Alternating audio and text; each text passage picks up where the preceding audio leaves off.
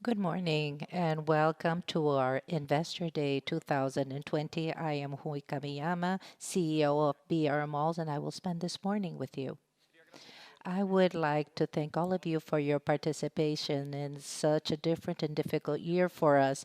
This year's agenda will be focused on Fit for the Future, how BR Mall is preparing itself for all the transformations. This year of 2020 will be a year that will be remembered by all because of the major impact of the pandemic to society, to public health, and for the evolution of business. Now, BRMO had already been transforming itself in the past years and it was accelerating itself.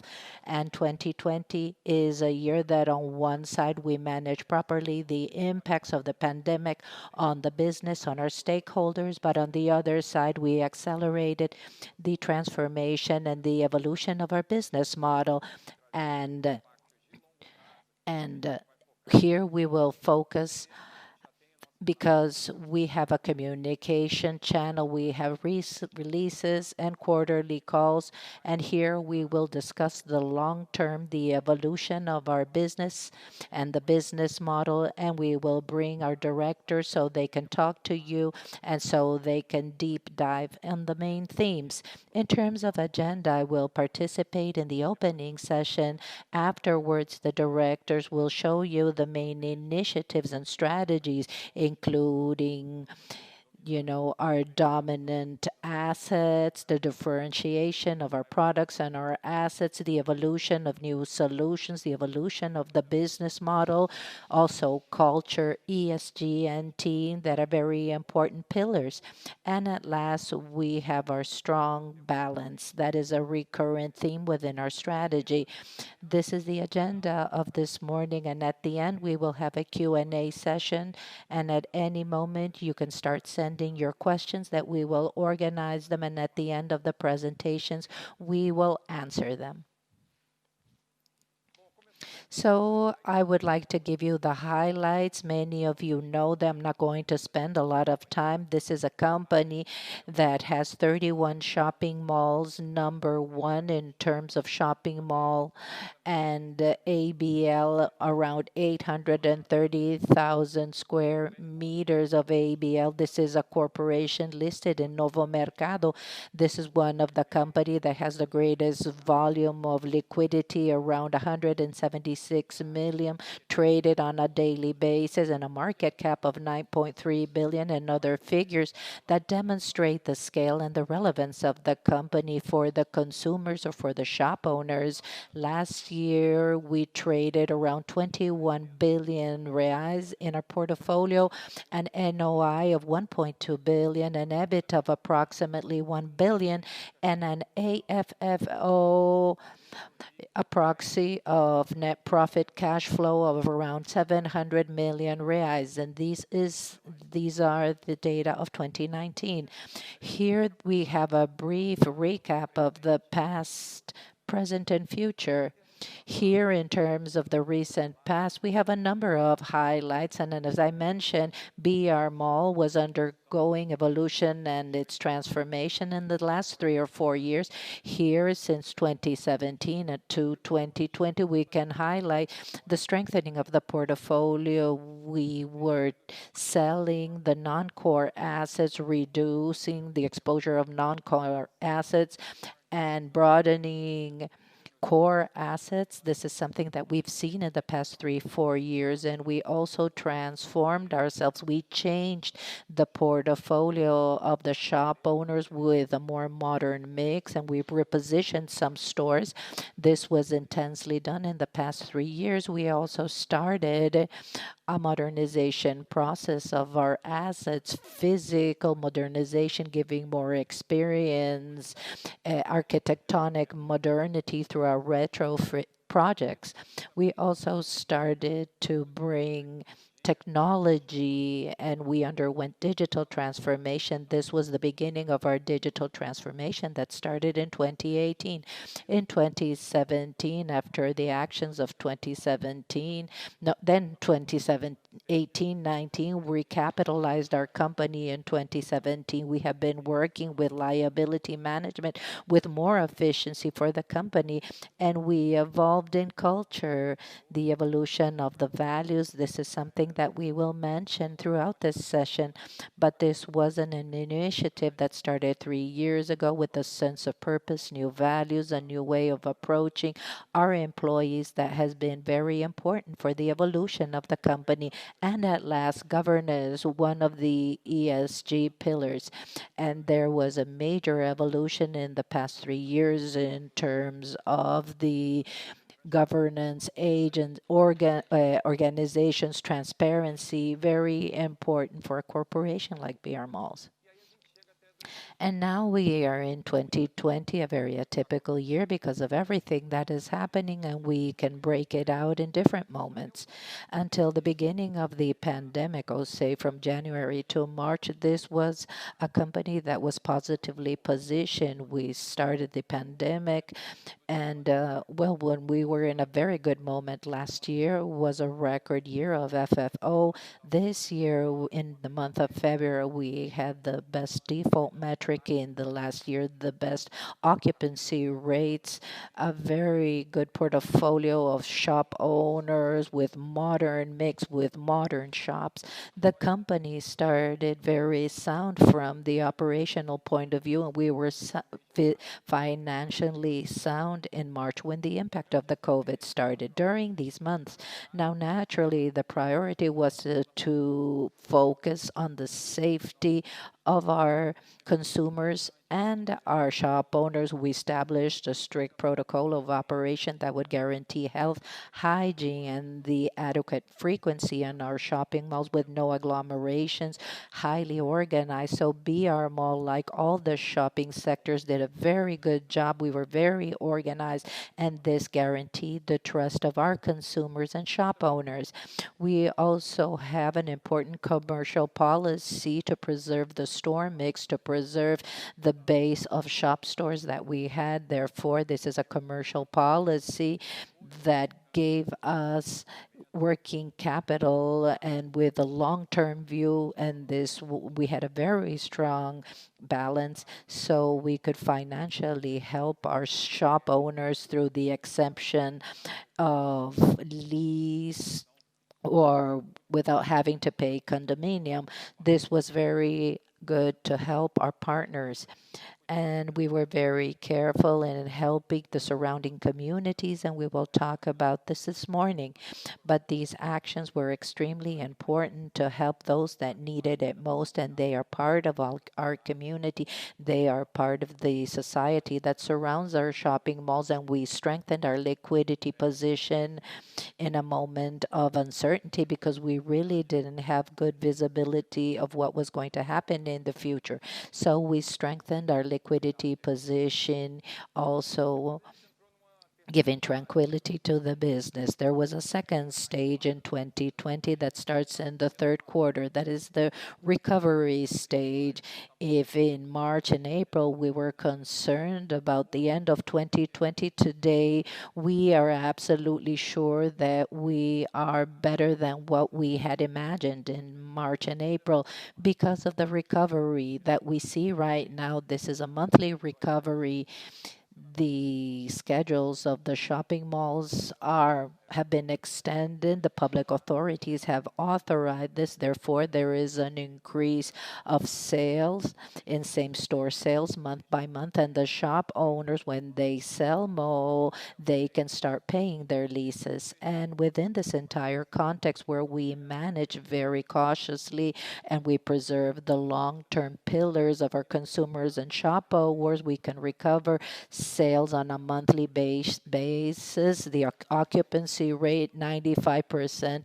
Default is under control. So we are taking care of the moment so that we can recover consistently and we can start 2021 prepared. We also can see this trajectory and our expectation, and when we see 2021, in the short term, we believe that there will be a normalization, a gradual normalization during the first semester because of the vaccine that, well, we will have vaccination gradually during the first semester, and we believe that we will still have social distancing rules, and this impacts operations of the shopping mall. There will be a limitation of occupation. Therefore, the first semester will be a recovery period, but it won't be normal. Now, this normalization, we expect to see this during the second semester of 2021. This when we compare 2021 with 2019, that is pre-COVID. So we believe that during the second semester of next year, in terms of sales, in terms of permanence time of the shopping mall, this will be close to 2019. So what do we see? We see a strong demand of shop owners. They want to occupy our shopping malls, and Vicente will show this. This is a combination of a better portfolio that was created by the company together with a strong commercial team, together with an interest rate, and a Selic was very low. We have never seen interest rates close to zero in the country, and due to the new solutions that Leo will demonstrate when he shows new solutions accelerated by technologies. Now, the combination is creating great demand from our shop owners. This is why we believe that we will have a high occupancy rates. This impacts the vacancy default to replace brands if it's necessary. So there is a B2C dynamic that is being gradually recovered, and the B2B dynamic of the shop owners has been accelerated at the end of this year, and we believe that it will continue accelerating. This is excellent for our business because this is a supply and demand dynamic. And we believe that 2021 will have low supply and a high demand from our shop owners because of the situation and everything that BR Mall is doing.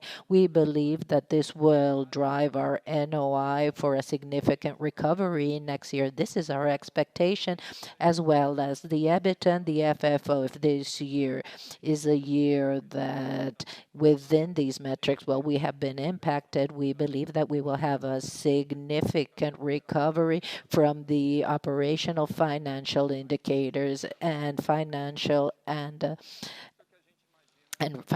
results. This is what we see in the short term. Now, the important impact that many of you may question yourselves is what is the long-term impact? What is going to happen with the shopping mall dynamic for the consumers and the shop owners?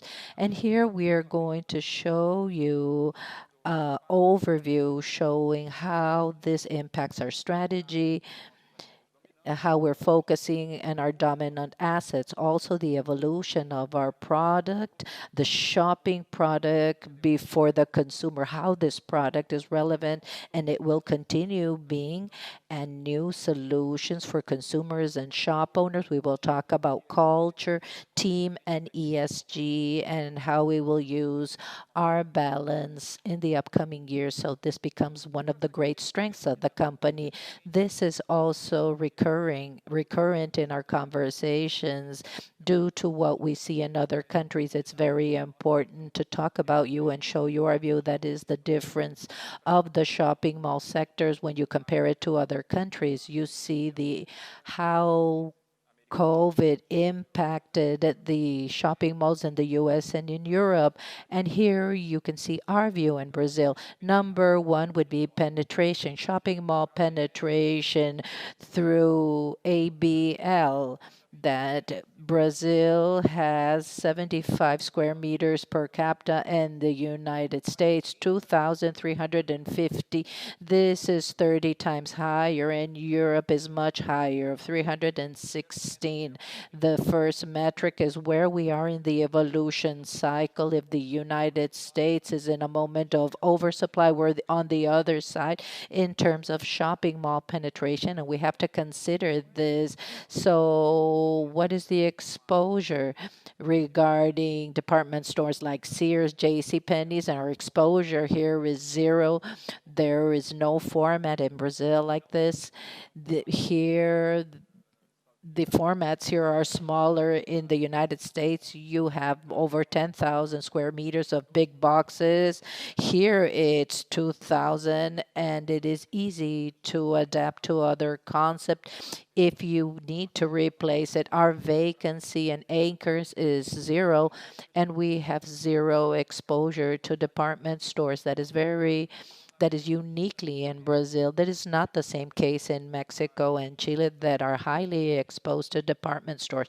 We don't have this in Brazil. In the United States is 50% is of anchors. So this makes a difference in the business dynamic and the capacity of bringing a flow, in the capacity of replacing an exit of a big box like this, like is not the reality that we see in Brazil.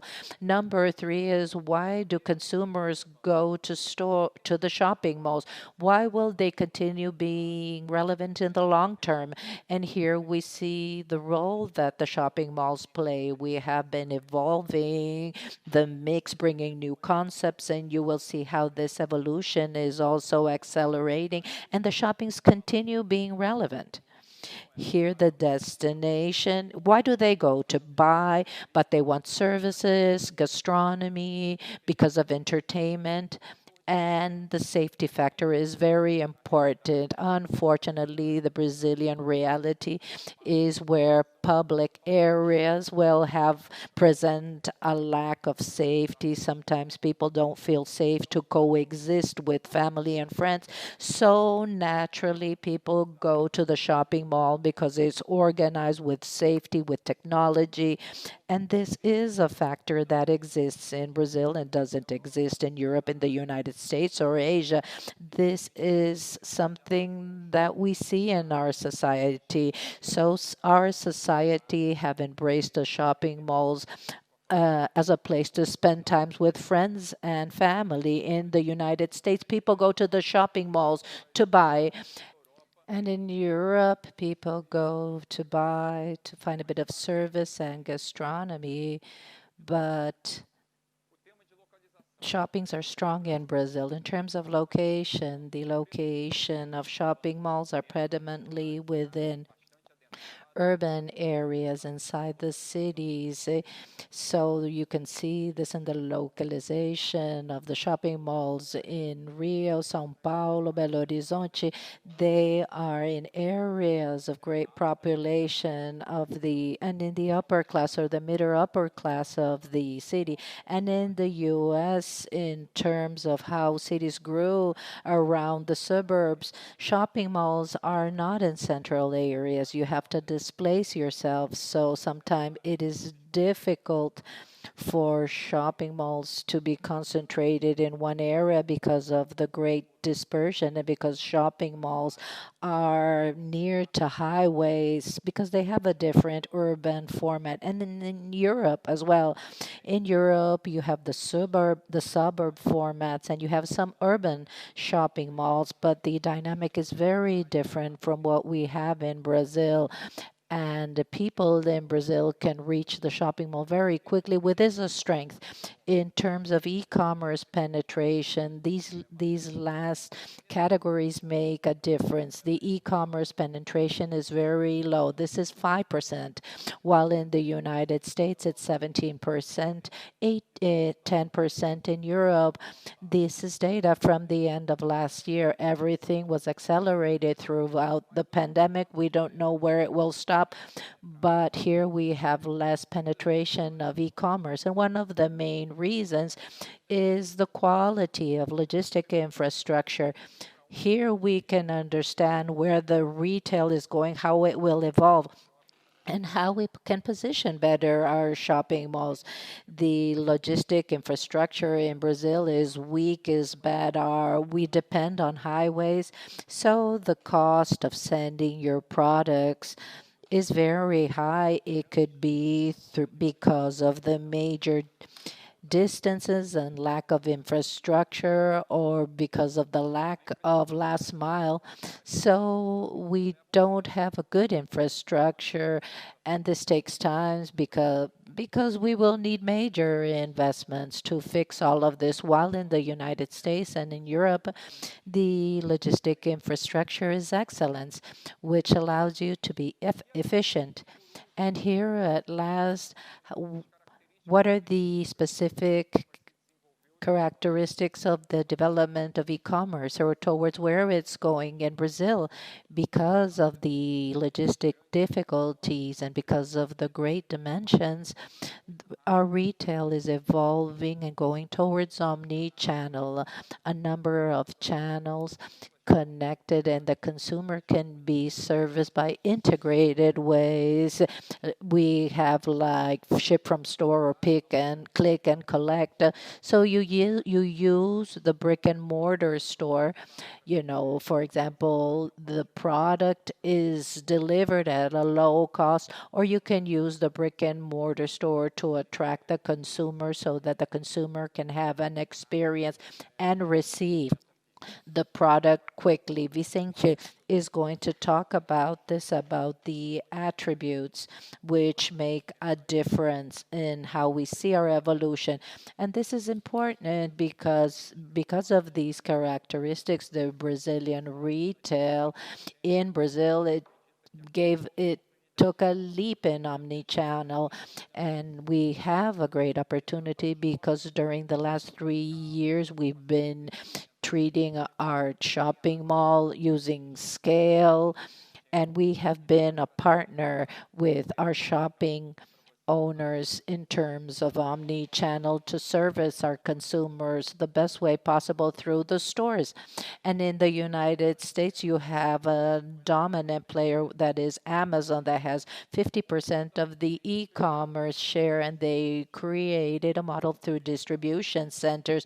We see one or two attempt of using brick and mortar stores, but they're living a different moment, and the sector evolved differently than Brazil. In Brazil, we don't have a dominant player. Perhaps we have four major platforms disputing the leadership of e-commerce, and many of them are evolving towards omni-channel. When you talk to the specific brands, many of them prefer omni-channel because of these characteristics and because they have this capillary basis. And in Europe, it also the model is centered on distribution centers. These difference allow us to plan the future of our company together with the opportunities and attributes. So I will start by the first pillar of strategy, that is the exposure towards dominant assets. So our portfolio strategy, this is a brief timeline. I will not talk about it in details, but here you can see the evolution of our portfolio. We say that we were reducing the exposure to vulnerable shopping malls, the non-strategic shopping malls where we couldn't influence the management of shopping malls in small cities or smaller assets. So we started selling the shopping malls, and at the same times we increased our exposure to dominant shopping malls, major shopping malls in major cities where we are number one or number two. So in the last 3 years, we sold 15 non-core assets and we reallocated capital, the management efforts. We inaugurated the biggest shopping mall in Mato Grosso, Cuiabá. We also bought and we increased our shares in shopping malls that were leaders in their areas. We bought 4 incremental stakes. And the impact is a new profile of NOI exposure. Today, we have NOI concentrated in Tier 1 and Tier 2 assets, and we dropped our exposure to more vulnerable assets. Today, in our portfolio, from 29 shopping malls, practically 95% of NOI is within the profile that is desired, and in the next years, we will continue investing in this profile.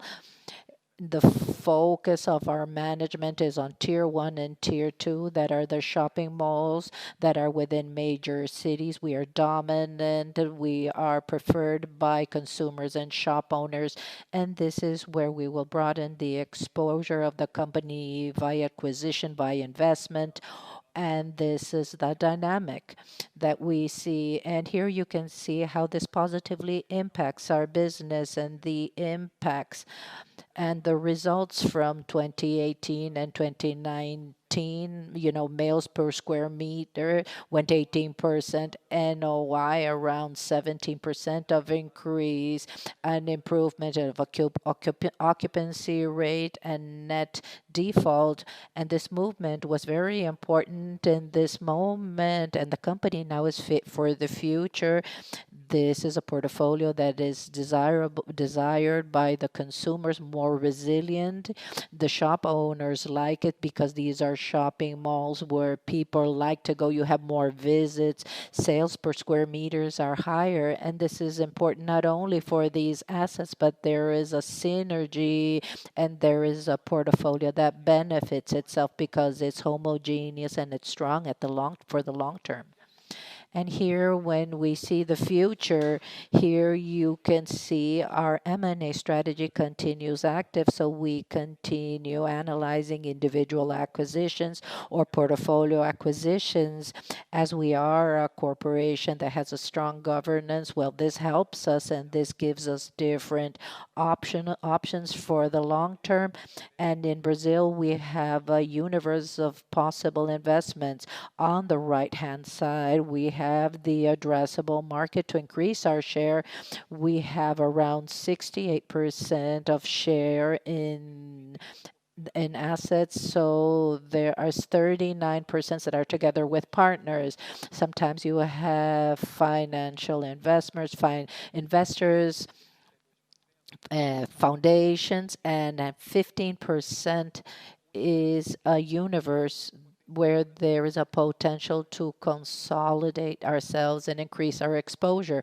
And on the left-hand side, you have around 570 shopping malls when you filter and you exclude the smaller cities or shopping malls with low ABL that do not fit our strategy. Here we have 408 when we filter of shopping malls that belong to other companies. Here you have 64, and then we have a universe of 105 shopping malls. This is an addressable market, so this is a long-term strategy for us.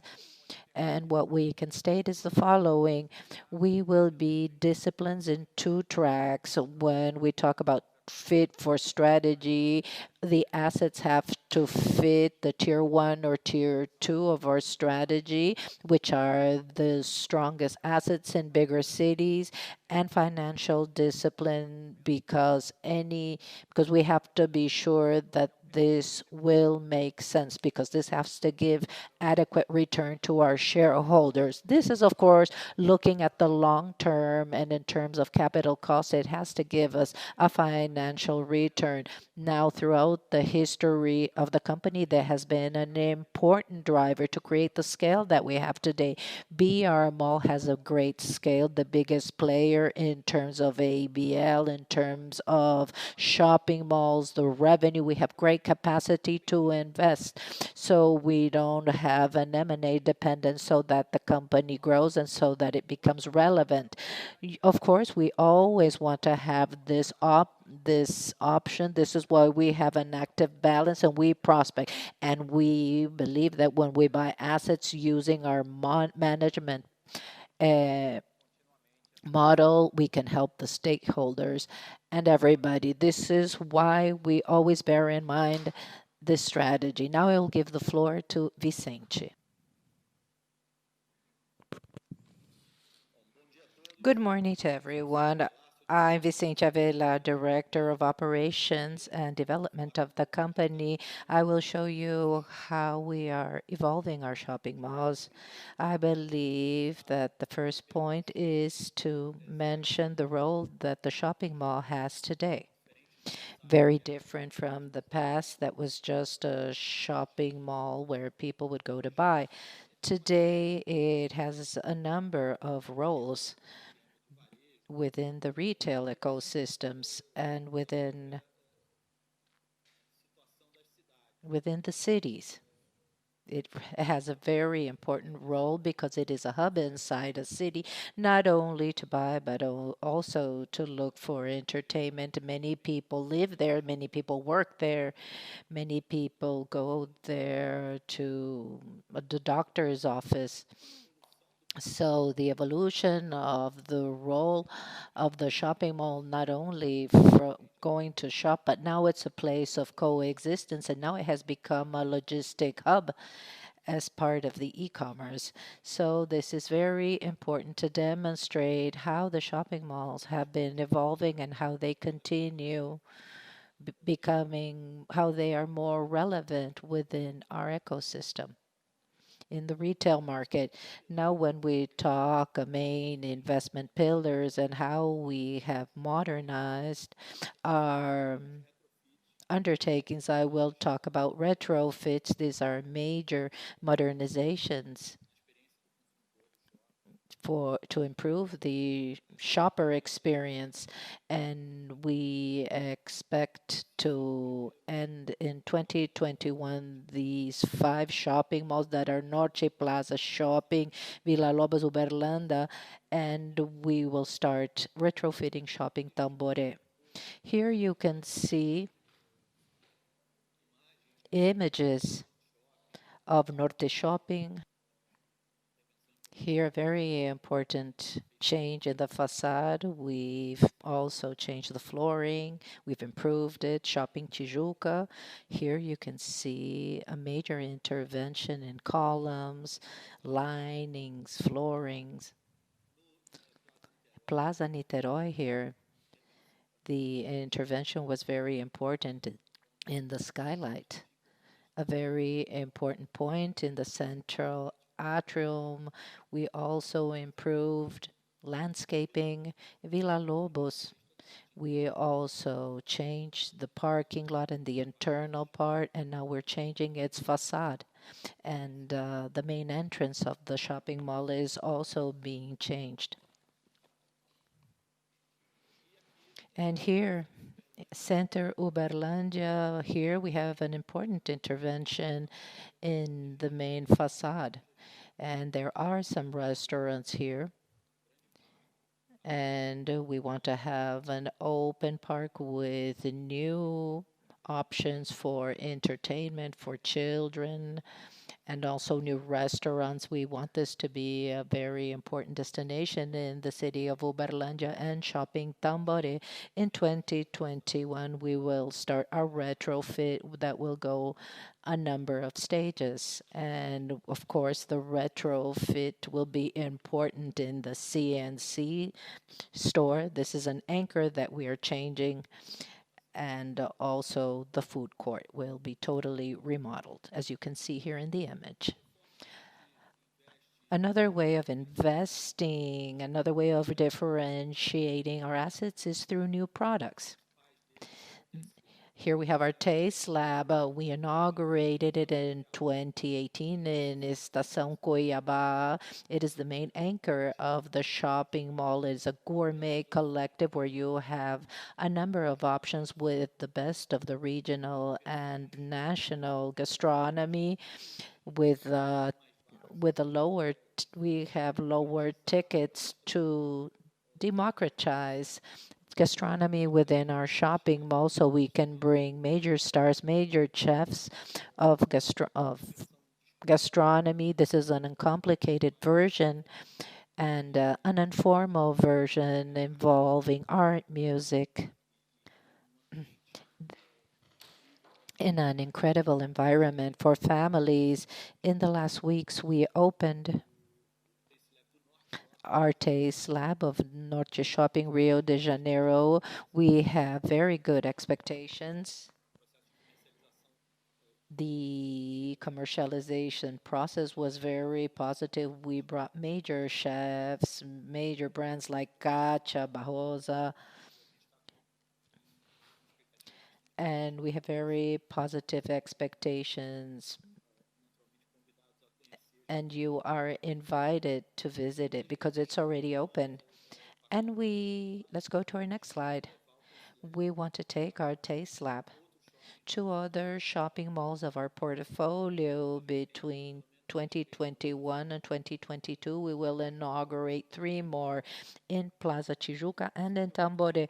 This is a product that we will absolutely expand towards other shopping malls, and we have seen that it has been very successful in Cuiabá and in Norte.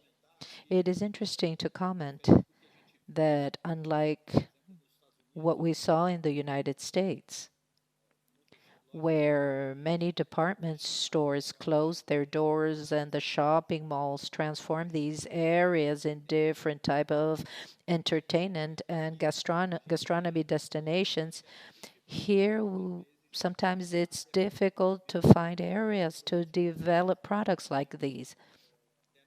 So sometimes we have to change anchors that don't perform as we wanted, or they do not meet the desires or the needs of the consumers.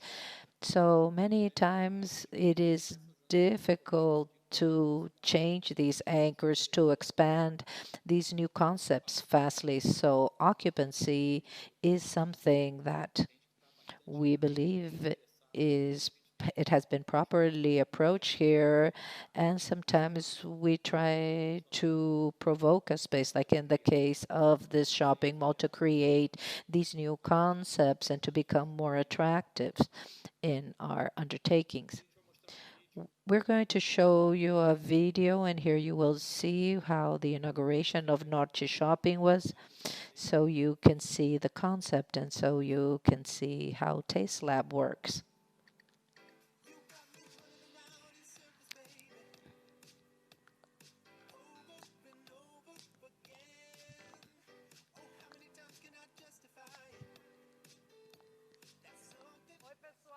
Hello, I am Katia Barbosa, and I want to invite all of you to see the new space of Norte Shopping. Taste Lab is a modern place with good food, good drinks, and good music.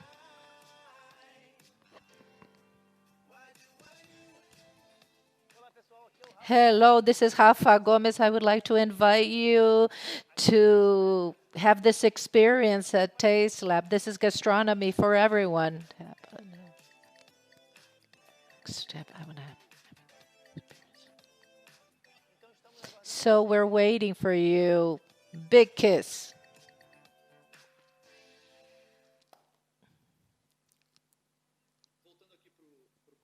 Going back to our next slide.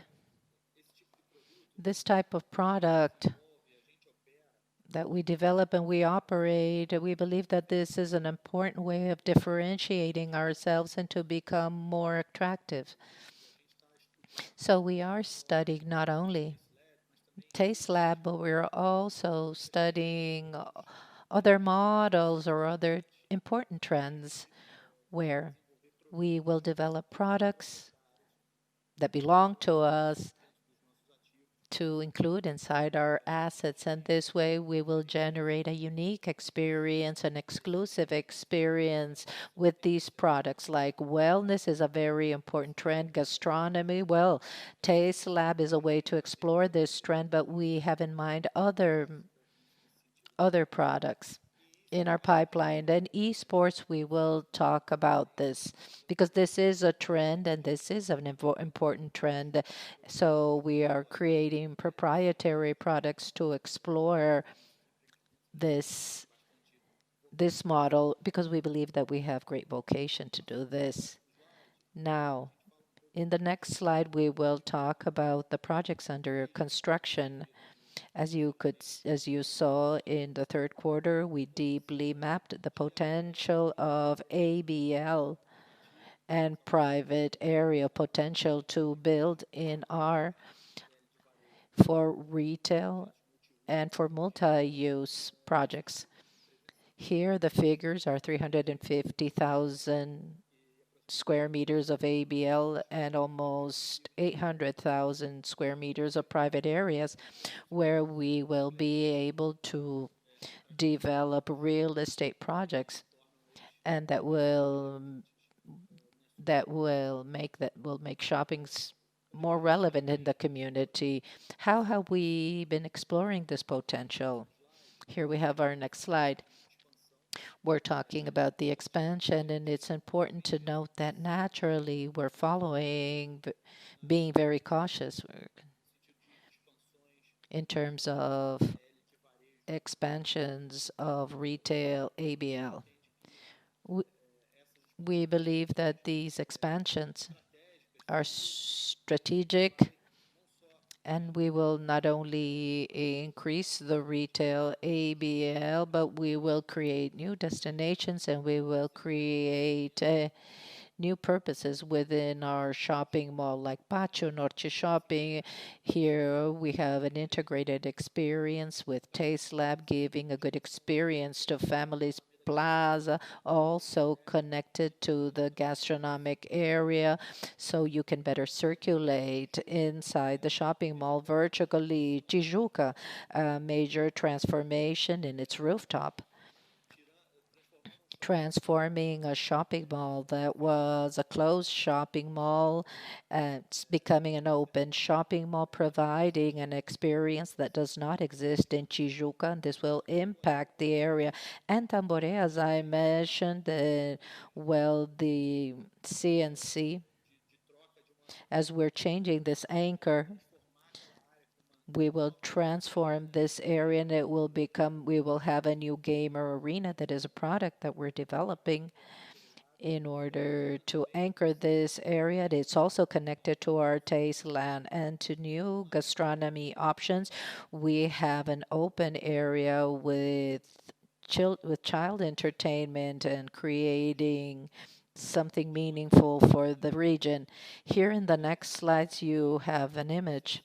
And here you will see what the expansions will be like. Here we have the expansion of Patio with lots of entertainment. And here we have the expansion of Plaza Niterói. Here you can see Taste Lab. And our next slide, you see the expansion of Tijuca with its rooftop, transforming the area of the uncovered parking lot in a major entertainment center for the families. Here you have another image, and here you can see how we will transform this area in order to provide a greater experience to all families that come and visit us. Now, we will talk about multi-use now in this slide. We have been working with this in the past years, and this year we inaugurated a tower together with Plaenge. This is a shopping mall in Mato Grosso do Sul, Campo Grande. Here we have two towers. The second tower will be inaugurated in 2022. And this is a very important partnership that we have with Plaenge that has been working with us in other developments in other shopping malls. So this is the best commercial tower in the city, and we are highly satisfied with this partnership and how this will contribute with Shopping Tamboré.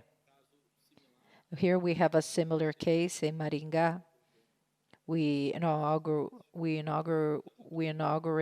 inaugurate the Bourbon Hotel in the upcoming months. The hotel is ready, and there is great flow between the shopping mall and the hotel. It will be the best hotel in the region. Therefore, we believe that this will become a new and important anchor in Maringá. And in the next slide, we already have a number of ongoing projects, Shopping Recife, Londrina, Estação Cuiabá. Here we have medical centers, and we also have co-living products, residential products that have been very successful.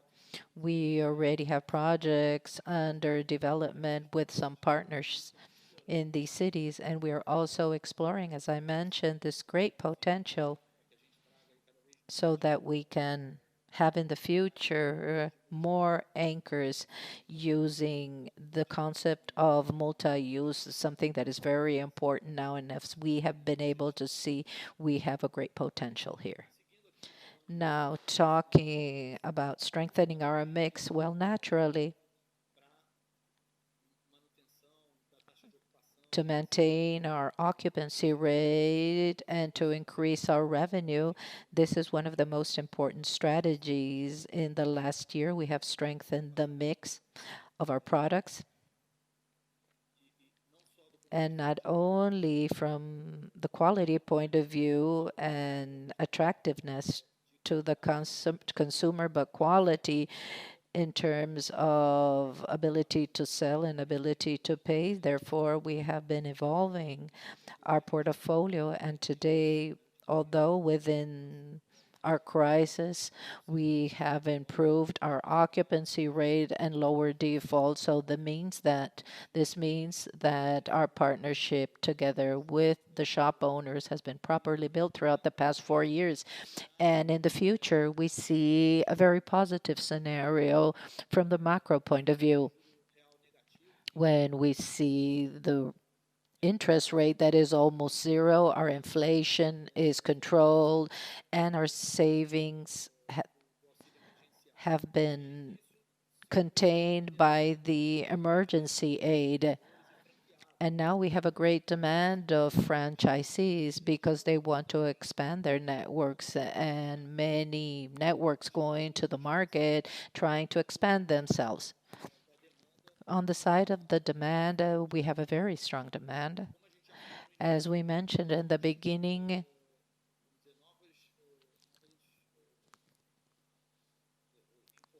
here, here, the brick and mortar store now has a new meaning because there are factors that make it more relevant from the logistic point of view and how the brick and mortar store incorporates to e-commerce, and also from the brand awareness and from the engagement point of view and from the consumer experience point of view and the brick and mortar stores. So everything connected to a constant pursuit of bringing more value to our store owners. It could be through specialized service, through proprietary products, or multi-channel that we will talk about in the presentation, or e-shopping or e-commerce of all of our shoppings, delivery, locker, credit solutions, especially in a moment of crisis, training. Media is a strategy that we have been developing for a long time together with startups. So yes, we believe that we are positively positioned to continue evolving the quality of our mix and to continue leading the sector in terms of qualities and occupancy rate. When we see the brand satisfaction thermometer, we lead in service and relationship, which is very important, and the number of proposals that have been signed proves this. This has been a difficult year, but in the past 3 months, we have improved the number of proposals when we compare it to last year. Here, I would like to highlight two important projects. Here, we have a project that we developed throughout the crisis that was very important to provide solutions not only in terms of training and development, but also financing and credit to many of our store owners through. exclusive lines with very important banks like Santander, Inter, and we have also created content to our store owner base to give them support in a moment of difficulty. This could be legal content or visual merchandising information or with partnerships with trends studios. So we are trying to provide a lot of information and give and train them so that our store owners can weather this moment. And one of the products that we have here is brMalls Partner. And we are in our third edition together with Endeavor. And this year we were very successful and we grew 2 digits in terms of sales. And there was a strong impact in the transformation of these companies and in the transformation of our own team. So this time, as this was a virtual event, we were able to expand our content through social networks to the public by and large. And this project was a real success. And we believe that we will continue working with brMalls partners next year because this has been a very important way of multiplying the potential of new retail players. So we believe that this is our responsibility. And we also believe that a company like ours should always be doing things like this. Now, talking about the different brands, we continue evolving in terms of gastronomy, fashion, although this is a segment that suffered a lot during the pandemic. There was an important consolidation of brands, and this way we were able to expand our business with important groups like Arezzo, Reserva, Grupo Soma, Oba, and this improves the attractiveness of our products and other segments that benefited themselves from the crisis. We were able to grow or increase our penetration, like in supermarkets like Oba, Carrefour, Samarché, Cobasi, that has been a very important partner that is the pet shop segment, and they have grown a lot with us. Here you can see our inaugurations. As I said, Outback São Bernardo, Delírio Tropical Tijuca, Coco Bambu Londrina, Mama Jama, Plaza Niterói. Um, Here you have the supermarket, São Marché, Oba, Piracicaba, Shopping Tijuca, Tóquio Stock, Cobase, Centauro in Maringá. And here you have São Cristóvão Theater in Moca, a very important entertainment area for the region. And we've had a very long partnership with São Cristóvão Hospital.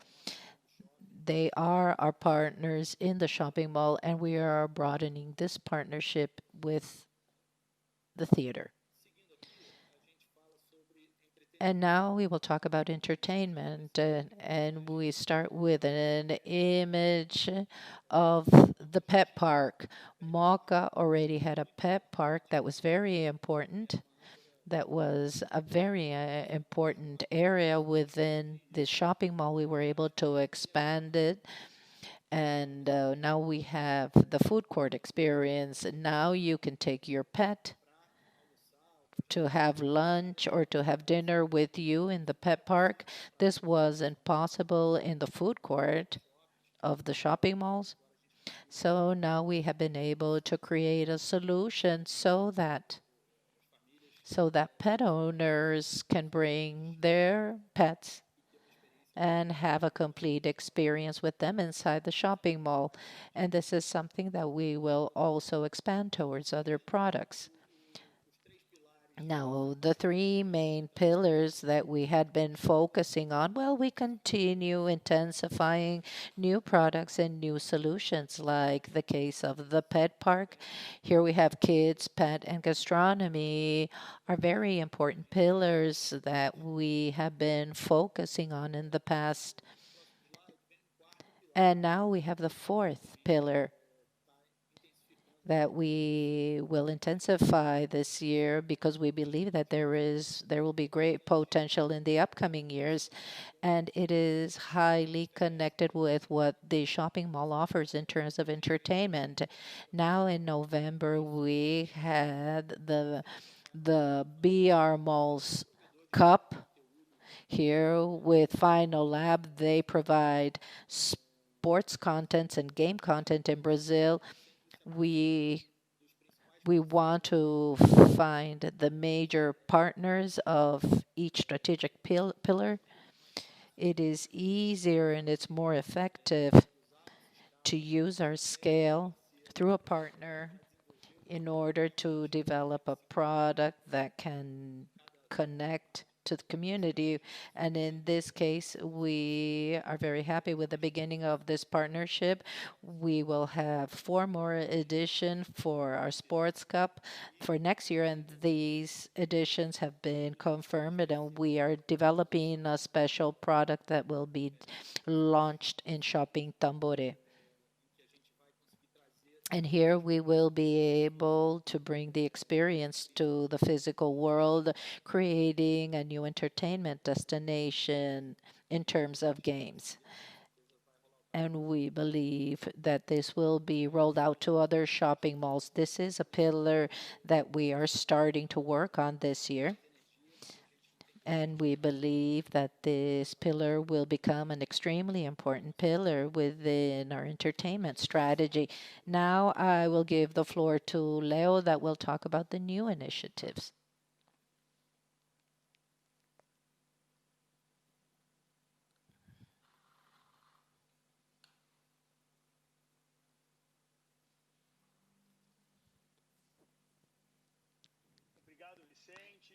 Thank you, Vicente, and good morning to everyone. It's excellent to be here with you. Today I will talk about the digital transformation of the company, and I will talk about the new solutions that have been created for our consumers, for our store owners, for our customers, for our partners, so that they can be better serviced by the company, and which are the great targets here in terms of digital transformation. So we believe that BR Malls is a platform. On one side, you have the consumers, and on the other side, you have the shop owners and the partners. From the consumer side, obviously, we want to increase the value proposition to all of our consumers. We're talking about 200 million people that visit our shopping malls, and they are people that go inside the shopping malls, and we have to increase the value proposition. One thing that we're going to do is how we can take the shopping mall inside the household, inside the hand of the people through different integrated channels with our consumers, knowing them so that they are loyal. I will double click on this item and I will talk about all of these initiatives. And as a company, we have to we have to offer customized products to our consumers in and outside the shopping mall.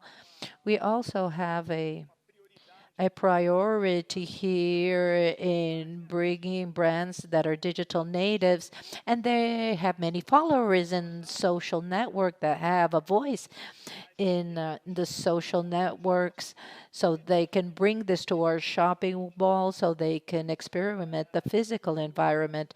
On the other side, our marketing is evolving a lot because we do believe that we have a competitive differential when we compare ourselves to the digital players, because we have the brick and mortar differentials like services, gastronomy, and purchase, entertainment. But the purchase moment, if you ask the consumers why they go to the shopping mall, 25% say that is to buy something specific. The other people use the shopping mall for entertainment, for service, for family moments. So our marketing is also strongly geared toward this and using data and collecting data in all of our touch points so our consumers so that we can know them more. And I will talk more about the strategy that we have because we want to be able to communicate with them. And of course, a new business equation where we see the lifetime value of the customer and we can understand how many times this family goes to the shopping mall, what they do, what kind of value they provide to the shopping mall partners and store owners. And when we have this figure defined, we will know what is the cost of customer acquisition, which is necessary to bring more customers so that this platform works. On the shop owner side, what are our targets?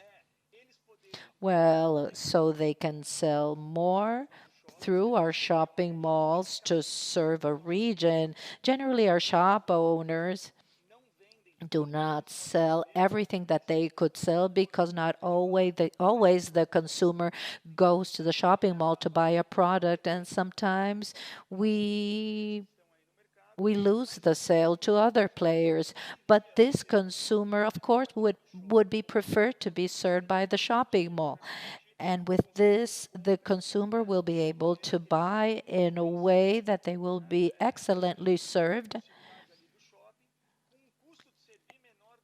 and with the cost that is lower when we compare it to other players. We want all our shop owners through one click to be able to sell in all of the marketplaces of the market. We have also worked on data intelligence to improve our decision-making process. What do I mean? Where to place the shop owners and to deliver to them a dashboard where they will be able to receive feedback from by information so that they can make better decisions. This is something that we call mall analytics.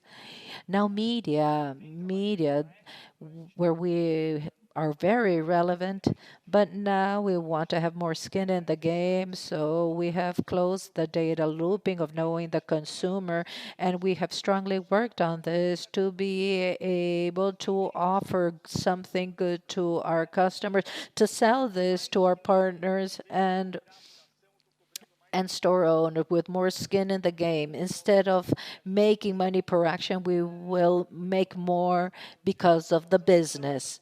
Now, I will talk about digital transformation. It's not a separate team, it's not a lab.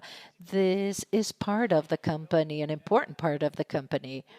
So it's the entire team. This is Vicente's team, Bianca's team. Everybody is working together in this transformation, doing this in all the areas of the company, and you will see this from here on. Another thing that we have to do is mall as a hub is to provide last mile service and multi-channel services to all of our customers so that we can help them. We believe that the shopping mall as a whole is bigger than the individual. So if we can provide this, we can provide this in scale, and you will see this afterwards. Now, the creation of new sales channels, a creation of spaces, real estate as a service, and also new solutions, a continuous pipeline of innovation, of multi-channel solutions for the shop owners. So for what is this?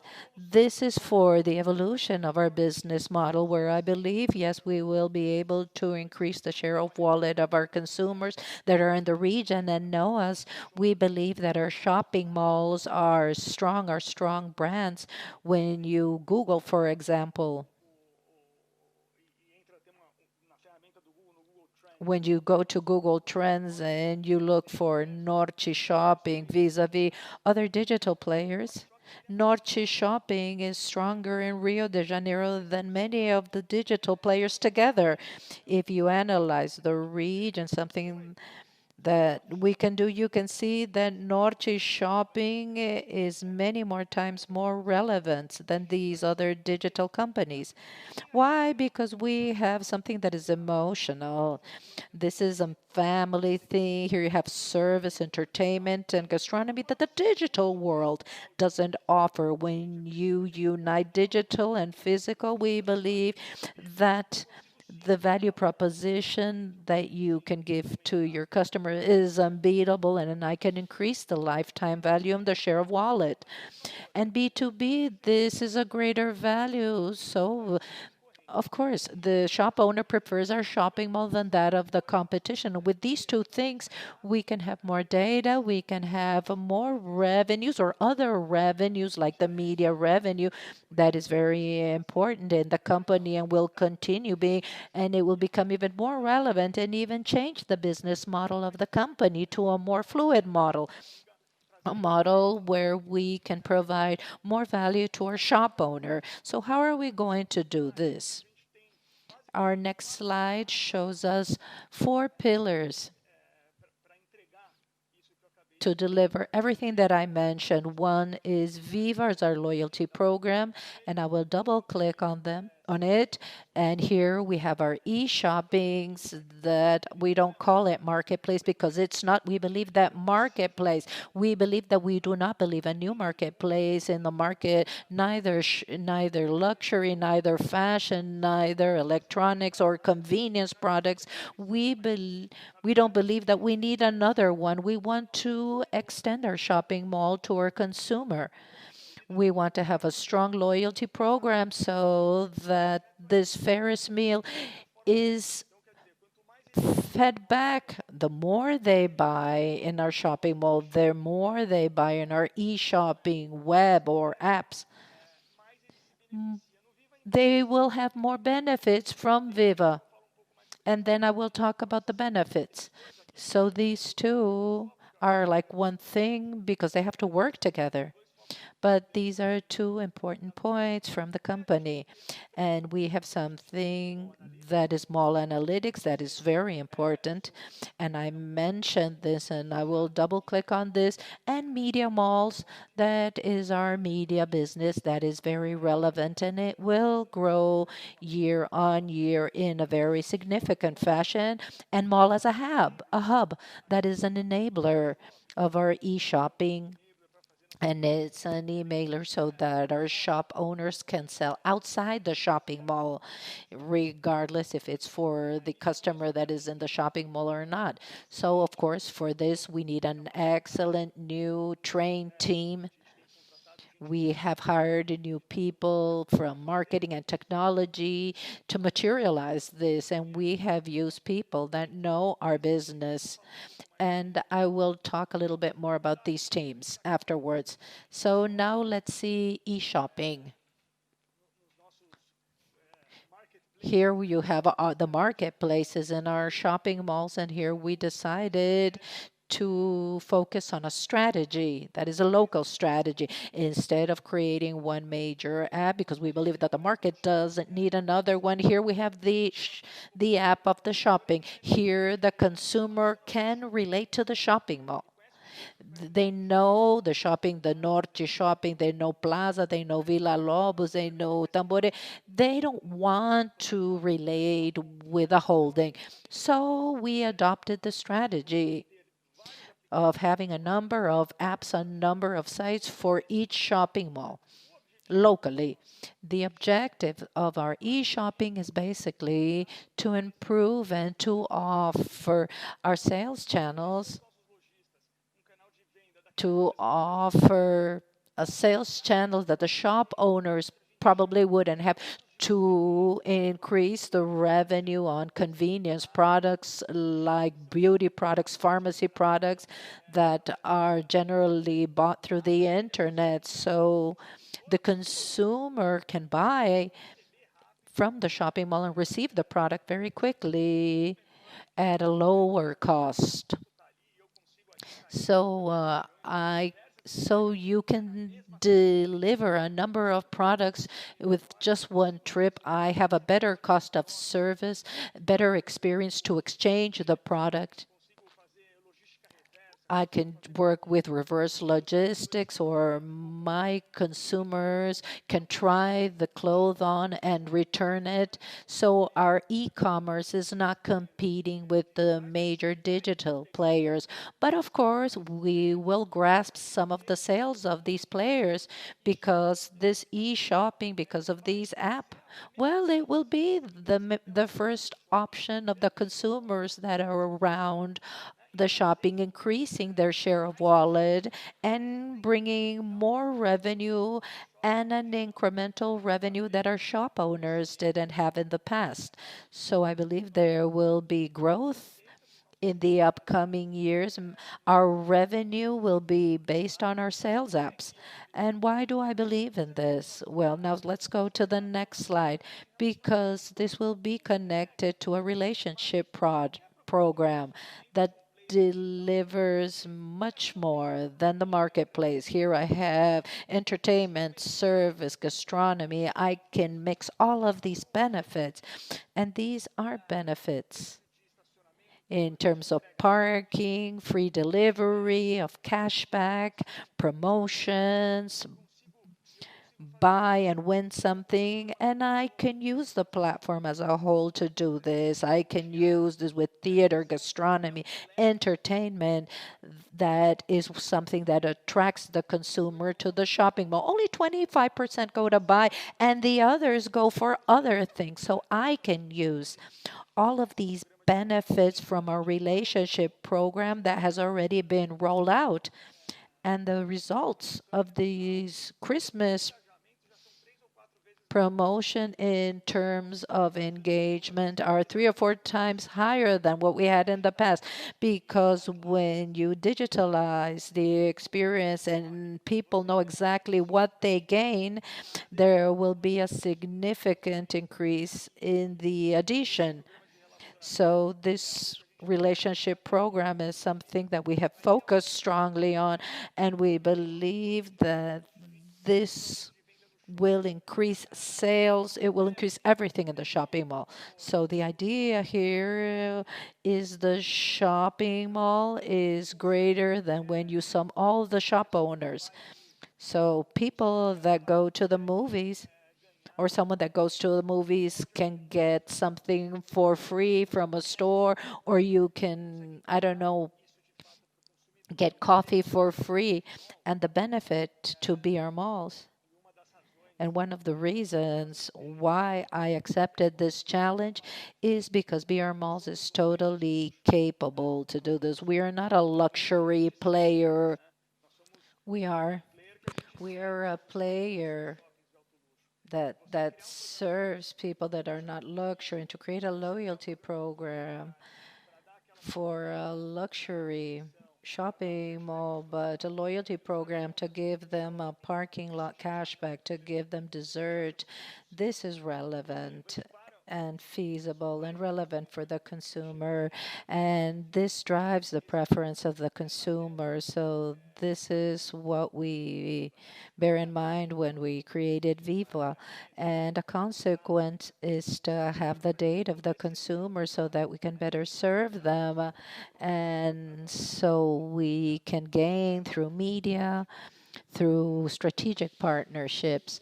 So the e-shopping, going back to the slide of how we're going to do things with Vivo and e-shoppings, here we have 3 themes to mention, and we will talk about the delivery strategy. Here we will talk about delivery center. That is our main investment in terms of venture capital and investment in startups. Our delivery center exists. This year, it will be within our 26 managed shopping malls, and the shopping malls that are integrated, delivering through delivery center, they increase 20% their revenue. It is relevant, as I mentioned. Remember that this is not a sales channel. This is a delivery channel. When my sales channel is working where it's present already, with Viva working properly, I believe that we will be able to increase this 20% in a number of stores because I will capture a sale that wasn't their sale. This is incremental selling.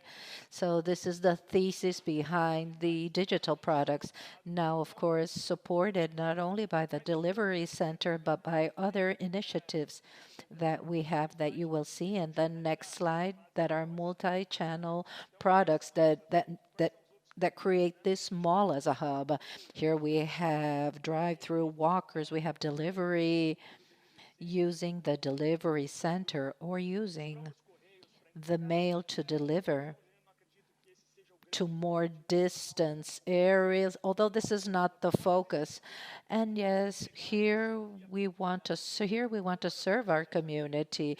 Another thing that we are creating is the personal shopper concept through chatbot or through SMS, WhatsApp, and within the app. So this chatbot gives you information of the shopper, but you can talk to a person and you can talk to a human being afterwards and you can say I need a blue shirt and this person can send these shirts to your house or the person that is delivering the product they can deliver it and they can pick it up tomorrow. And here you can better serve your consumer. This is consumer service that increases the share of wallet and we have been testing things with double-digit results. And of course, we believe that we can increase the revenue of each one of these shopping malls, from the convenience, from the delivery, of course, everything connected to the Viva program, connected to the benefits that Viva will provide to the community. This is a community within the shopping malls, shop owners, helping the owners using the data that is collected. Now, our next slide, we will talk about media. And we will talk about a very important pillar for us. This has been growing with recurrent revenues, with relevant revenues regarding our revenue as a whole. And here we believe in growth and a very significant growth. We have digitalized our shopping malls. We know that when we do this with digital, the revenues grow, the average ticket grows 47% in average. Although there's a capex here, the return over investment happens rapidly, and so we have increased the business not only inside the shopping mall but outside the shopping malls as a platform concept where we can have more leverage with advertisement and the shop owners. And we are testing programmed media to be more assertive within our shopping malls and also within our partner shopping malls. The benefit of digital media is that it's a scalable business where we can have incremental revenue, something that didn't happen. So this is a great focus of investment. Now, when we go to the next slide, here you can see what can feed the data for the selling of media, and this will feed all the company, the commercial team, the shop owners. This is mall analytics. Here I will know everything that happens inside the mall, which are the areas that are more visited, the shopping windows that are more visited, the stores that are more visited. When a consumer goes to a certain store, what other stores they visit, what kind of mix does the consumer want? So we put this together with the CRM, and this is a very important product for the shop owner and the commercial team so that we can know the consumer better. So this is one of the major focuses of the company, and we deliver this through dashboards, providing them more information, more intelligence, so that they can manage their store better, so that they can grow and offer the right promotions. And we give them their tools so they have more skin in the game, so they can participate, but to be together with them in the success of these actions. Now, how do we deliver all of this? With multifunctional squads that are not only together with the technology team that are our new hires, but using a dedicated commercial team, a team that is dedicated to marketing. All of these people work in unison so that they focus 100% on the product, on Viva, on e-shopping. So how can we join this team? This is already happening. We already have 2 squads, and we will have 6 next year. But we already have 2 squads working full time, and all of the teams are working together. So this is the beauty of having a solid company in terms of what it was, because you work with the people that already know how to do this, and you unite this with technology, and you give solutions to the consumer and the shop owners so that you can grow and you have new revenue lines here in the new businesses created by the companies. This won't only be done in-house. We are analyzing some acquisitions in order to accelerate loyalty, e-shopping, last mile, mall as a hub. So this is how we deliver all of this. And just for you to have an idea of our plan for the upcoming months, you will see that next year we will we will roll out the 8 shoppings with these apps. These are 8 shoppings where we're testing our app and we're learning a lot. And we have focused in improving the experience of the consumer, the improvement of experience for the shop owner with the apps. Now, when we see that the product is working. We've seen this with our Christmas campaign. Some shop owners have grown 20% because of this app. And in the last 3 months, we have strongly focused on improving the apps. During the next 4 or 5 months, we will improve these products to have products that are stronger and adherent to the locations, and then this will be rolled out to the other shoppings of the company. So this is the plan for next year. Now, next slide. This is the last thing that I will mention before I hand it over to Claudia. In the first slide, I don't know if you remember, I talked about bringing shop owners that are digital native. I don't know, next week, we will open the Trama Lab of shopping of Villa Lobos Mall. That is our second Trama Lab. This is a lab of new brands that are sold in the digital world, focused on their audience. We're bringing these brands inside the mall with a different format and commercial model. This is a product that makes us that thrills us. If you see the influencers, we're talking about millions of followers that are within this ecosystem. And as you already know, today we spend 2, 3, 4, 5 hours a day on our mobile phone, and mostly in the networks or social networks. And this is the new magazine, the new newspaper, the new TV. So it is very important to be inside the ecosystem and be part of the ecosystem and to help them. And this is what we're doing with Trama. And here you have our plans. Here We want to have 13 stores by the end of 2023. With this, I end my presentation. Thank you very much for dedicating your time. And now I will hand it over to Claudia that will talk about ESG. Good morning to everyone.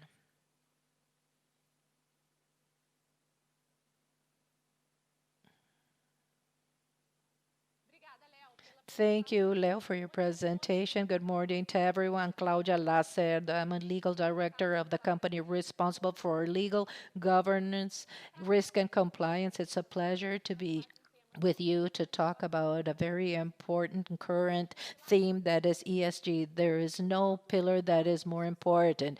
Environmental, social, and governance have to be simultaneously approached by companies. When we see our governance, the first point that I want to highlight are qualified by IS as we have the lowest investment risk. We ISS considered us risk one here on the screen. You can see vis-a-vis other companies our qualification. brMalls is a company of Novo Mercado. We have the best corporate governance practices, and everybody should know to go to IR, the Brazilian Code of Corporate Governance that is announced by 586, fulfilled by our company in terms of practices. Another important point is the integrity program of the company. Our program is effective, managed by our compliance area, broadly announced to all of our stakeholders. So our ethics code is broadly known. We have a report channel that is managed by an autonomous and independent company and a conduct code for the consumer. We also would like to highlight that in the past 2 years, BR Malls has a fiscal board. Now, when we talk about our corporate structure, I will talk about our board. Our board has 7 members. All of them are independent, and they have some advisory committees that are three. Number one, auditing and risk, and the main attribution is to help in the analysis of financial statements and managing risks of the company. Our risk management, here we have a policy, and we also have a risk matrix where we see the main strategic risks, operational and financial risks. There is an effective monitoring strategy that is constant carried out by the risk management area where periodically they're reported to our board and to our auditing committee.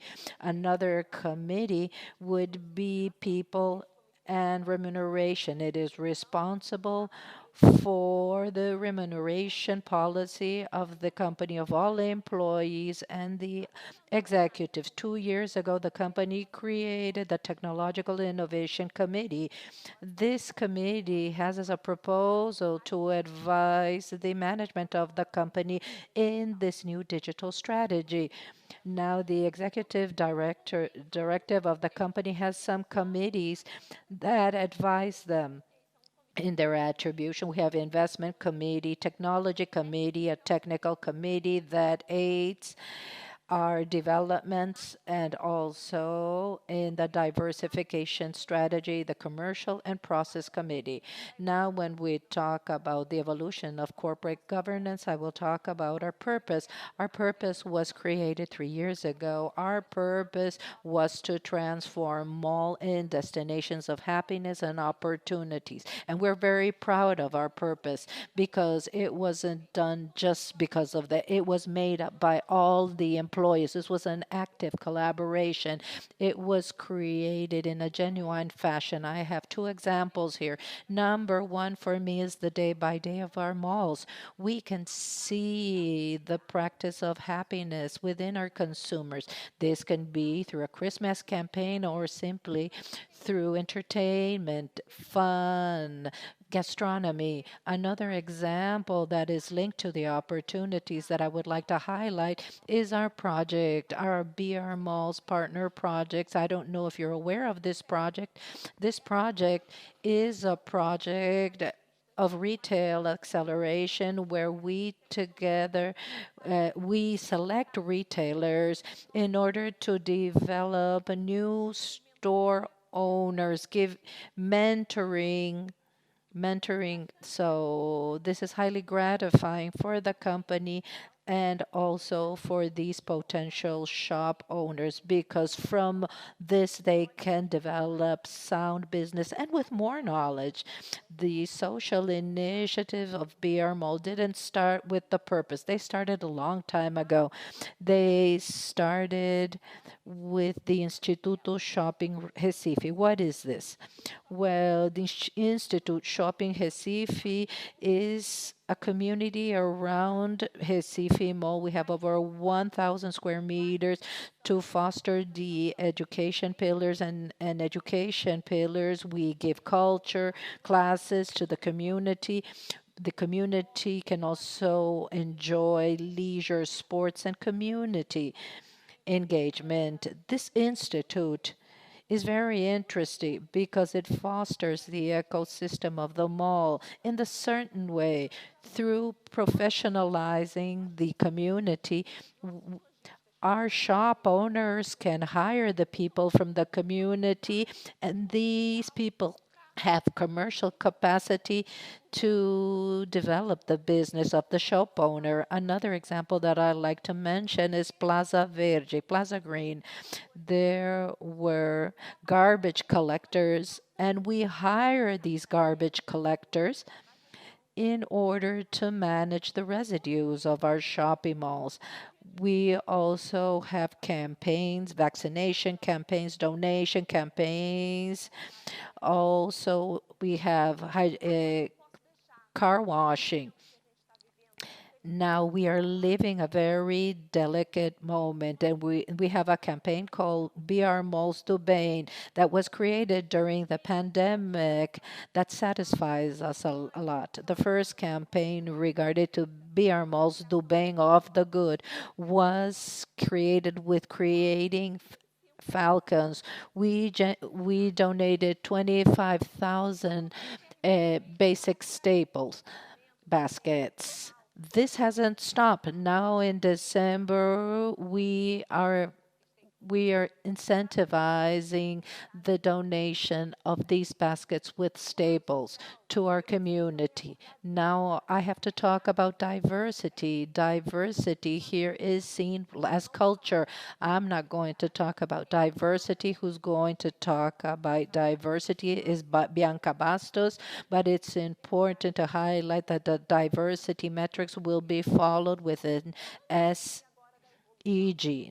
ESG, talking about the practices in environmental evolution. Now, BR Mall announced the first sustainability report. BR Mall divided this in energy, water, and emissions. Now, the main initiatives of energy management is to use skylights instead of conventional lights in 100% of our shopping malls and the automation of cold water. Now, water management, we have control of daily consumptions of all of our malls. We have reusage systems and also water capturing, emission management. We're part of the ICO2 index, and we also an inventory of greenhouse effect and also places to charge electric cars. What are the next steps in 2021? Well, we will intensify this journey and we will have a diagnosis to know where we are and to determine towards where we want to go, because this is important, because we will define an action plan, the investments that are necessary, and we will have a structural targets that we will pursue throughout this journey, and we will transmit this to our shareholders. Thank you very much. I'm at your disposal to clarify any questions. And now I will give the floor to our manager of people and management that will talk about culture and team. Good morning. I'm Bianca Bastos, responsible for people and management of BRMall, and I will talk about culture and team. And before I talk about culture and team, it's important to remember what Peter Drucker used to say, that culture is something that we eat for breakfast. So when we started doing this, we started looking at our culture because we know that culture is made up of habits throughout time. In order to establish a culture, first and foremost, we have to see the mindset. So our journey started when we reviewed our mental model and we saw the impact that we have on our ecosystem. So we reviewed the need of updating our mental model together, looking outside, looking at the market, looking at our customers, our partners, but also looking inside, looking at our employees. And from this, our purpose emerged, that is to transform a mall in destinations of happiness and opportunity. We reviewed our values, and with this, we reviewed our visual identity, our logo, the way we show ourselves to the world, and how our offices are exposed. And this also allowed us to review our strategy, and then the digital transformation emerged to leverage through digital strategies our core, and also a cultural transformation project that would support the digital structures, pilot products, and even the review of key processes that could support the cultural evolution. Everything took place until last year. This year, we reviewed all our organizational models so that we could redefine roles and responsibilities in all management in order to support our strategy and the execution of this strategy. With this, a new management emerged, and we also reviewed roles and responsibilities in all management so we could adapt ourselves to deliver our strategy. And as of next year, we are prepared already. We will start the agility process so that we can scale this agility and provide speed in order to execute the company's strategy. This is the journey that we are living in the company, and this is something that we will see in the upcoming years. Now, what to expect in the future regarding culture? What we want is to have excellent people. We want the best people, people that are trained, people that are engaged, people that are prepared for the futures ahead, for the challenges ahead of them. And we need an inspiring leadership that can lead these people and to extract the best of them so they can deliver the strategy. We need a collaborative culture where people can work in teams towards a common target, and a company that can deliver operational excellency and innovate at the same time. We also have to deliver with agility through the agility journey that we will live throughout the next years. We also have to expand our agile teams to deliver our initiatives, and for this we will internalize our tech area. We created the management of strategy and technology, and the plan is to have an organic team, and we have a plan for this.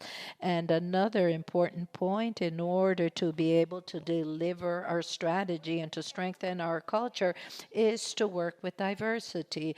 For this, we outline targets to have diversity in our leadership, not only in the base, but yes, our leadership, and to train our employees and our third parties so that we can have a diverse environment, but also inclusive inside the company.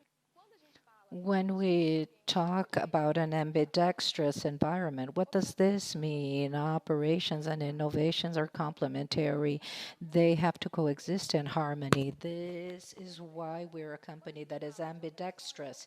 When we talk about operations, is to touch the business to guarantee that the company works and that it is delivered with excellency. And for this, We have to repeat the proved success. We have to eliminate residues.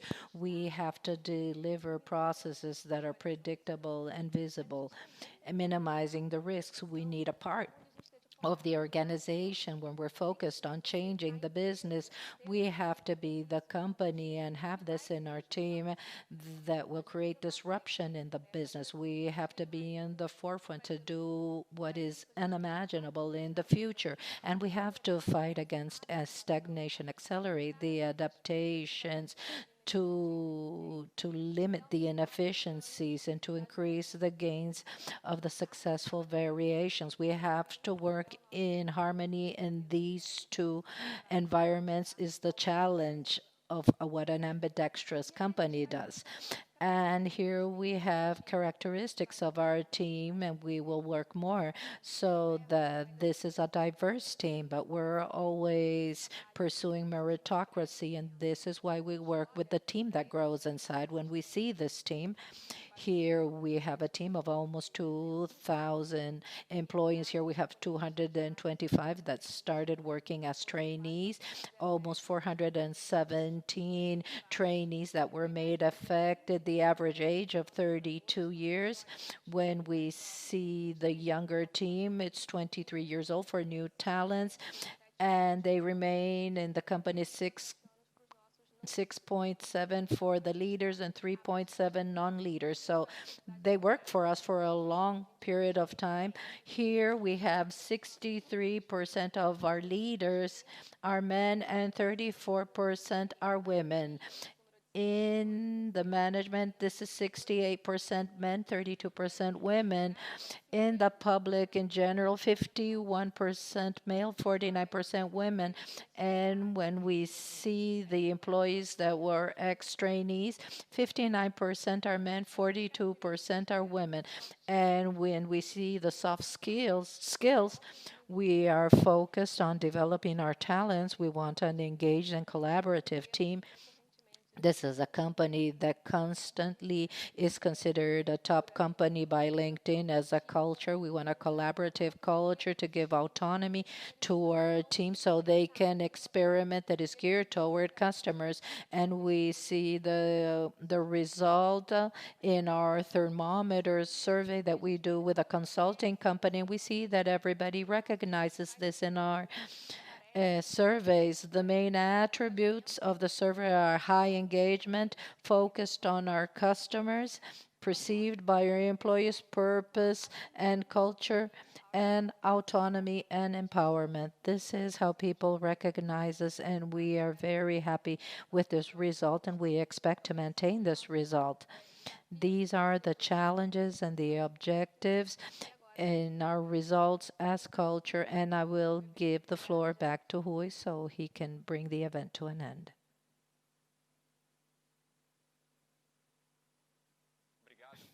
Thank you, Bianca, for the update of people and management. Now, speaking of people, now I will present our executive team. Bianca, as you've seen, she's responsible for people and management, everything regarding culture and talent, attraction, retention, and development of people, and now rolling out the agile methodology and other management tools. Claudia Lacerda is our legal advisor responsible for compliance and internal audit. She is also strongly engaged with ESG, and she's with us since the beginning of the company.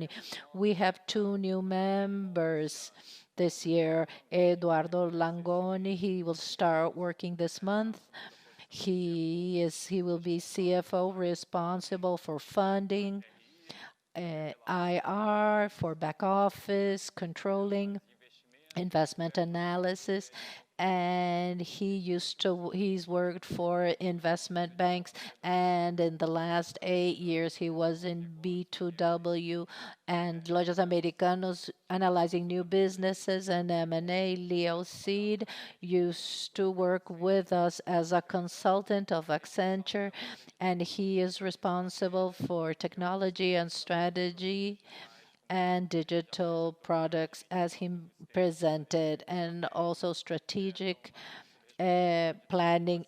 This is under his responsibility, and all the investment in adjacent products that complement our core business. And Leo used to work for Accenture Digital, and he founded his agency of digital marketing that was bought by Accenture Digital. And Vicente, that has been with us for many years, responsible for operations, and this year responsible for development in greenfields and expansions, all the mall teams to commercial management and expansion projects, greenfield, everything is under his responsibility as well as marketing so that all malls will work function properly. We have a complementary team in terms of skills. When we talk about fit for the future, we discuss the profile of the team, the ability and the skills that are necessary for the present and for the future. And as you could see today, we have a very strong team and very complementary team.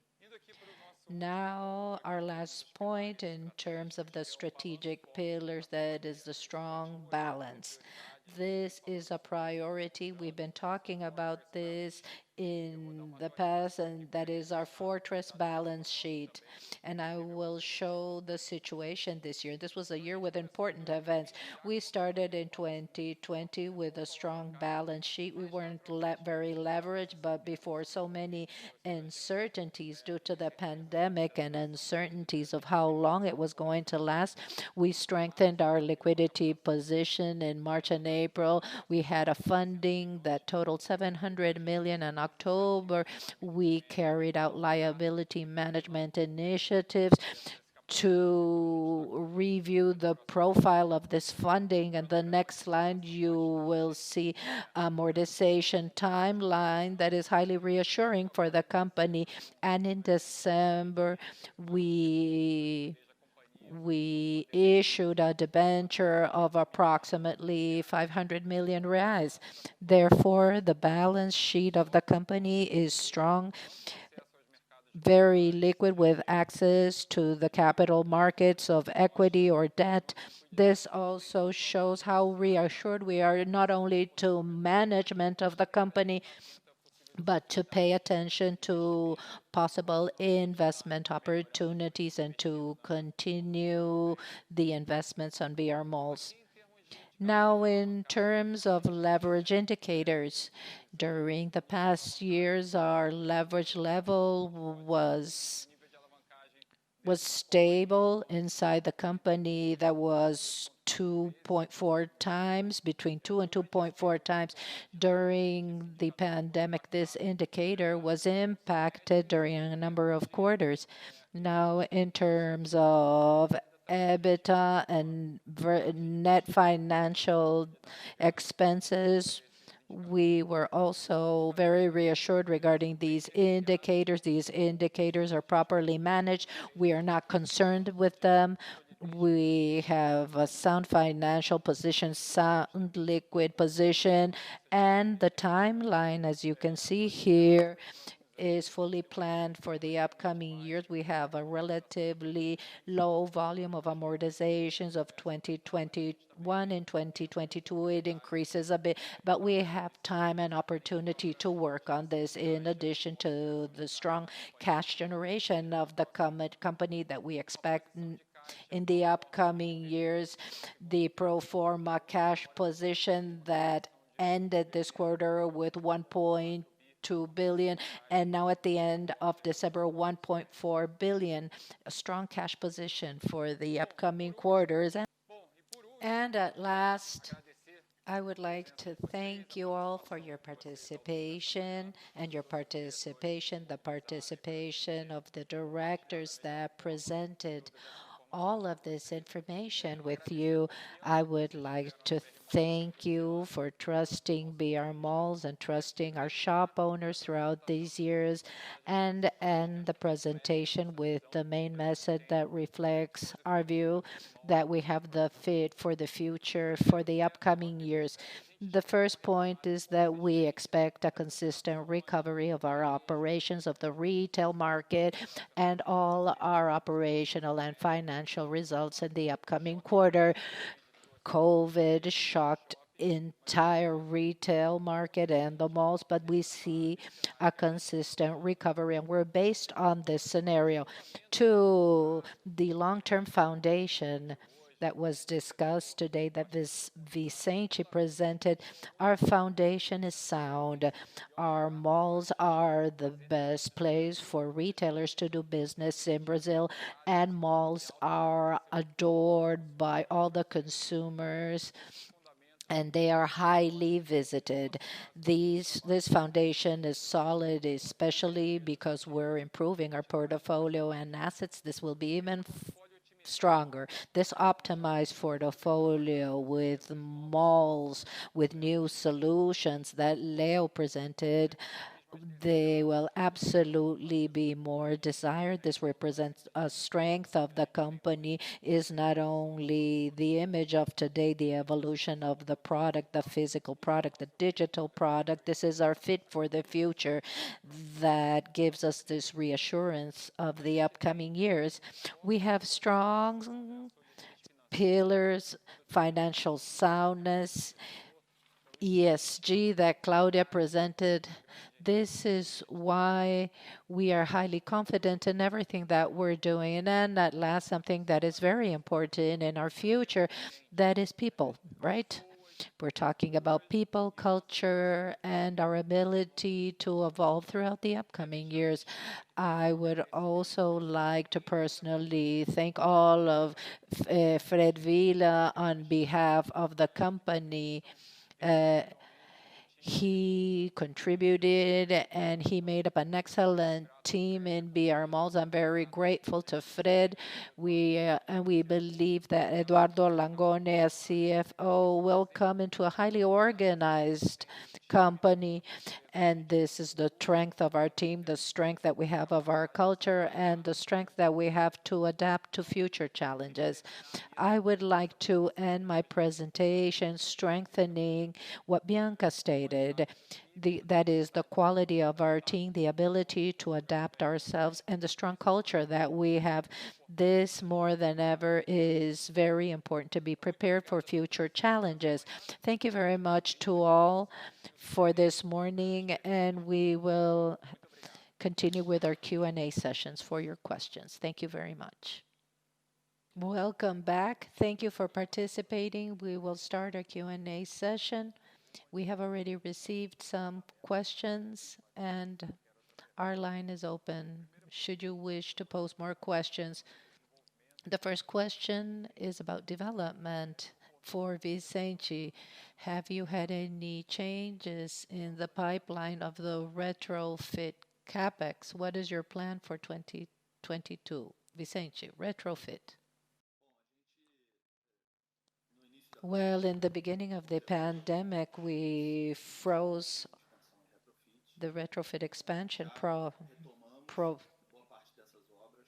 projects. We've resumed these retrofits, and we expect to end 2021 the first 5 retrofits that are underway, and to start Tamboré retrofit in 2022. So for 2022, we expect to continue with Tamboré, include 4 more malls, and this is a cycle that will continue going on in the upcoming years. The next question is about discounts. How are you dealing with discounts now that most of the operations are operating during longer periods, but the sales aren't at the same level that they were before the pandemic? What are you going to do about this? From the beginning of the pandemic, since the beginning, we have been supporting the shop owners and trying to understand the reality of each one of them. The pandemic has affected all businesses, but it affects in different levels. And we have tried to be close to the store owners to understand the size of the concession or how much help you need to give them. And we continue doing this. Sales are still not back to the original levels. So, so we are still providing discounts. This is done, you know, shop owner by shop owner, and we believe that we will continue providing this discount as part of business as usual for some months. There is no doubt. As the impact varies according to the segment, there are segments that have sales at the same level as before the pandemic, and they're paying 100% of their lease. Like, for example, supermarkets, drugstores, everything regarding telephones, decoration stores, bed, bath, linen stores, pet shops, construction stores. These are important segment and represent a good amount of stores that are paying their leases as they used to, and their sales levels have recovered. The next question would be multi-use potential. Everybody understood the importance to complement the shopping concept. And Vicente, could you give more details regarding the multi-use potential if you have a relevant project that you can announce? Because the multi-use market, I believe, has been growing. As I mentioned, in the short term, our expectation, what can we announce? What we will announce in 2021 will be developments in Recife, Mall in Estação, Cuiabá, and Londrina. These are the first projects that we will announce in brief. We already have the document signed and projects that have been signed with very important developers that are working with us in these projects. And we will launch this throughout the next year. And the other malls, as we mentioned, this potential is being studied and is being developed together with local players. So I believe that we will announce new developments throughout next year and 2022. A question for Leo. What about the volume of expenses and investments in e-commerce, digital transformation, everything as a whole? Thank you, Roy. Thank you for the question. And good morning to everyone again.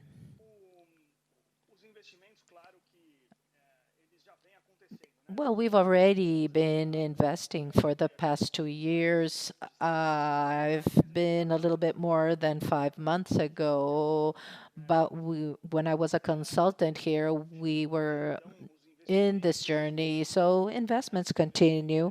These are very relevant investments for the company because we're talking about new things. So if you see the four pillars that I mentioned, you have investments in the squads, in technology teams, and we also have the internalization of this team. We were using outsiders, now we're bringing them inside. So you exchange one cost for the other. So it's the cost of building the tools to build the apps and these tools. You also have apps and you have the web e-commerce that is digital.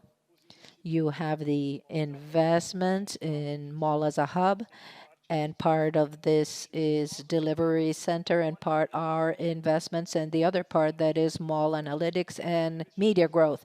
These are relevant investments. Of course, the company, in order to invest and then prioritize them, there were other cuts to give more attention to these new investments, but these are relevant investments that have solid business cases and will change the level of the company. So this is what we have in our roadmap in terms of cost.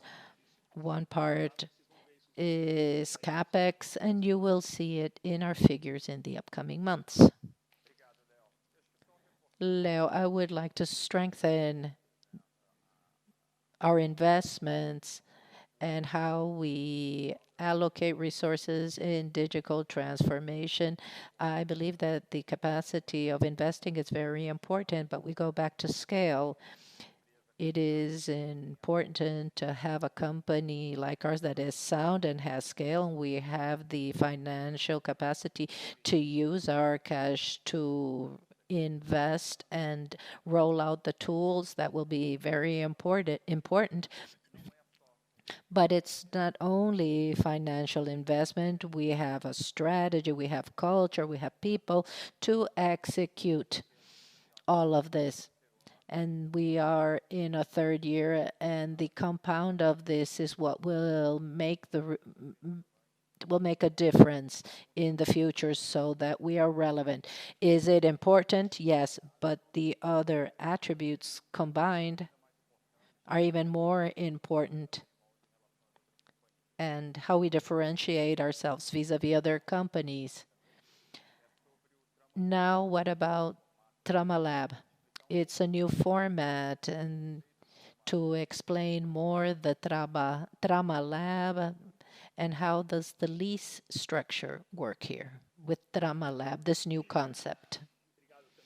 Thank you, Fanny, for this question. Trama, as I mentioned, is a lab. It works with brands that could potentially have their stores in our malls.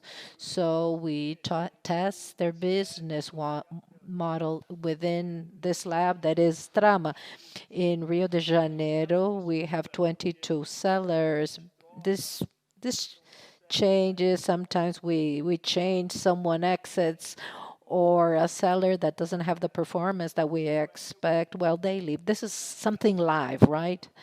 And now here in Trama that will be opened in Villa Lobos, we have 32 sellers, but the store is beautiful. I invite you to visit it. The store can hold 45 sellers. It is a big store in a big area of our mall, and the business model with these stores will be take rate. This following the e-commerce models, these are models that are easier for the shop owners. Well, they are the ones in charge of dealing with the inventory, but we have a take rate model, and this replaces the lease. Thank you, Leo. What about the cultural change? Bianca, how do you believe that the cultural change can help the company in its digital strategy? Thank you, Luciana, for the question. First, I'm going to tell you where this discussion of cultural transformation emerged. This was in 2017. Rui, we started talking about the strategy change. He said, he said, I want to see our benchmarks. I would like to see what we're doing with consulting companies, because this is not only about technology, it's about culture and people. So we have to see how we can prepare the company for this. So we visited companies that were going a digital transformation process. We were trying to understand what they were doing in terms of culture and people and preparing our executives.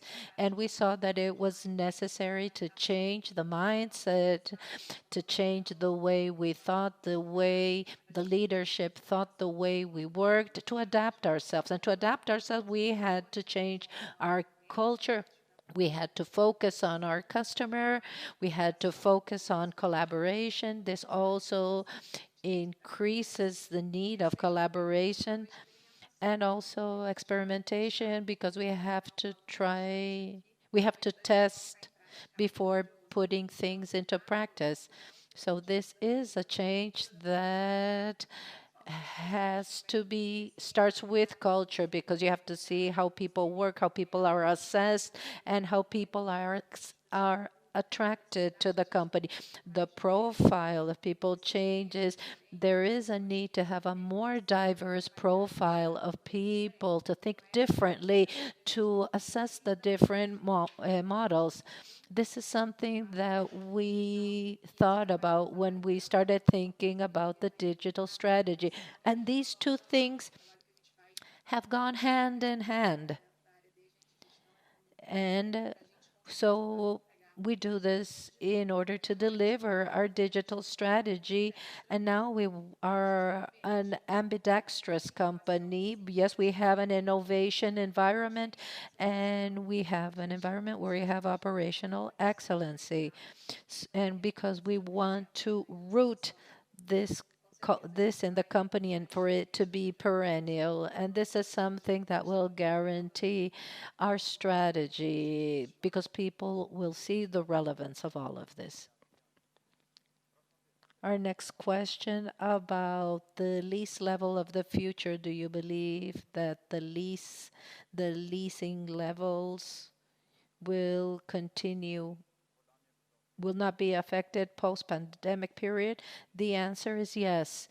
We do believe that the leasings will remain strong and solid and sound. We believe that they will increase because of the strength of the developments. Now, this is a when we talk about leases, this is a matter of supply and demand. And this is relevant. We have to be highly desired by our consumers because this drives sales and, of course, the owners that want to work in our malls. And everything that has been mentioned, I would highlight the following. Our base is strong. The shopping malls are important to Brazilians. The average time they remain in malls is practically the same as it was in the past. People want to go back. There are surveys showing this. It's very important for Brazilians and for the shop owners. It's very important.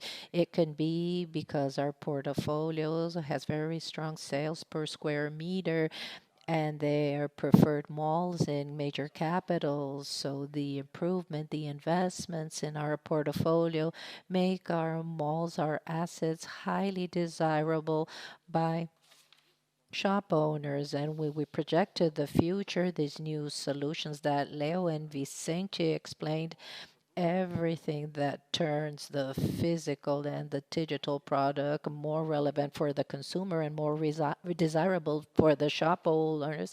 And this strengthens our ability of being relevant and strengthening our leases. So we are confident e-commerce is going to gain momentum. We are observing this throughout the world, but to leverage the physical area, and we're highly prepared to offering all our infrastructure to accelerate omni-channel with our owners. We become very important in their e-commerce strategy. It could be because of the quality, the products, new solutions, because of our base. We are in the middle of a pandemic with an occupation rate above 95%. We expect to go back to pre-pandemic levels in terms of occupation, and price will balance itself. So we believe that the lease is preserved in the medium, in the long term, something that makes sense to our business. A question for Vicente. It's a question about the operational platforms. What about the figures in terms of November? Could you talk about November's performance, the volume of sales and lease? Is it stable when we compare it to the levels of September and October? Can you can you give us information about the performance of the different regions during this quarter, especially North and Northeast, that was increasing rapidly. November was a month.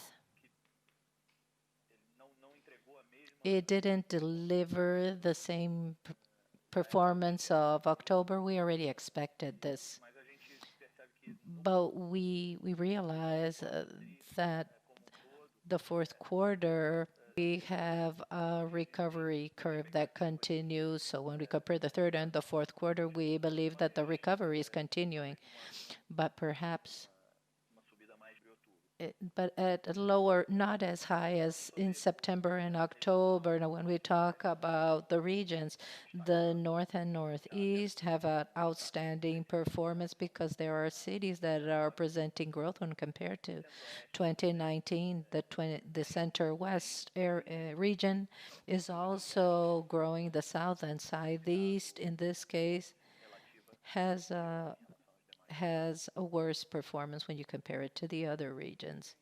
And Vicente, could you elaborate on Black Friday, the Christmas expectations? What about these metrics and these operational indicators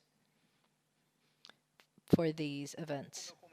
As I already mentioned, Black Friday wasn't as strong as we wanted it to be.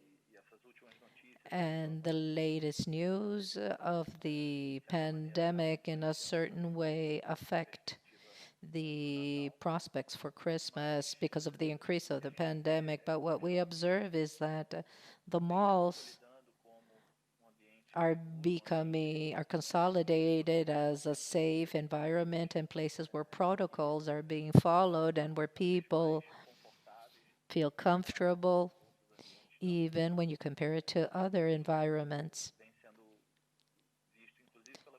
And even the administrations, they're reviewing the executive orders, reviewing the schedules of the malls because they've realized that this is a safe way, it's a safer way to protect your economy because this way you can protect also businesses and retailers. And what we see in terms of operational metrics is that although the sales are growing not as fast as September and October, we continue increasing our occupational rate. As Roy mentioned, the importance of working with our mix and to have the best shops, the best malls.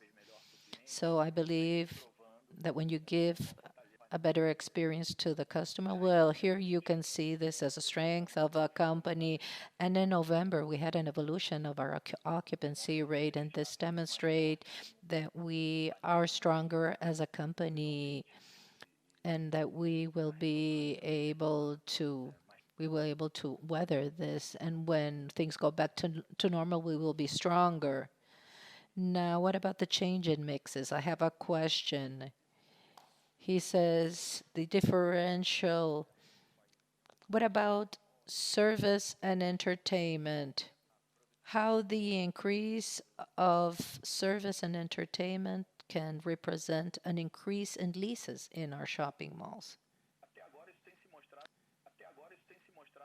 We believe that this has been very positive. We have a number of examples of, when we've changed fashion stores or buy services or gastronomy. So when you convert these stores to service entertainment or gastronomy, the lease per square meter, the idea that the lease per square meter drops, this is not true because depending on the retailer or depending on who occupies the space, you can have an increase in lease. This is not a new movement. This is something that we've been seeing for some years in Brazil, and up to the moment hasn't been negative. I believe it attracts more people, and as a result, sometimes we have a higher return in leases. Another question about default. This is about the seasonality of default because you have this seasonality when you end the fourth quarter and you go to the first quarter. This year we had bad sales because of the pandemic, and there has been a recovery in sales in the fourth quarter. What is your default expectation for this quarter and the first quarter of next year? Well, historically speaking, the first quarter is always a more complicated quarter. The default is a bit higher, but up till the moment, we have presented a reasonable level of default, but because of our strategy, we are close to the shop owners. We understand their needs. We see what kind of concession, what kind of discount we can provide them to so they can have so they can be financial soundness. And we're bringing attractive brands and brands that have greater sales potential. This has proved to be a very good strategy. So now our lease is below what the competitors face, and I'm absolutely sure that during the first quarter we will deliver the best result possible. And a question of the macro scenario. How do you see unemployment and the end of financial aid to the population? This will affect sales. You always have to pay attention to the macroeconomic scenario, and we've seen the risks of the economic slowdown because of the COVID. Next year, we don't expect to have operating restrictions, but the macro scenario will be more relevant. Now, for example, if we have undergone cycles, fluctuation, crisis, we believe that this won't be different. We will have a challenging scenario with difficulties, but we have to see how we embark in this moment. In February this year, when the pandemic started, we had the best occupation rate in the past 5 years, the lowest net default in our history, a renovated mix. We sold some assets, so we were prepared for this moment, and we're ending this year prepared, as we mentioned, with high occupational rate control, default, new products, new solutions, and rollout stage. Yes, I believe that the recovery will not be simple, will be challenging of operations, macroeconomic challenges, but we have a sound company that has weathered a strong storm, and I believe that we are prepared to face a macro scenario in 2021. Although it will be challenging, we will have the end of the financial aid. This can impact one region or the other. This year, the North and Northeast regions were favored. In our case, it's less than 10% that the NOI. Maybe next year we will feel, the end of the financial aid a little bit, but we're not really concerned with this. I believe that we don't have specific questions, but should you have any further questions, our investor relations team is at your disposal to answer any questions, and you do have their contact.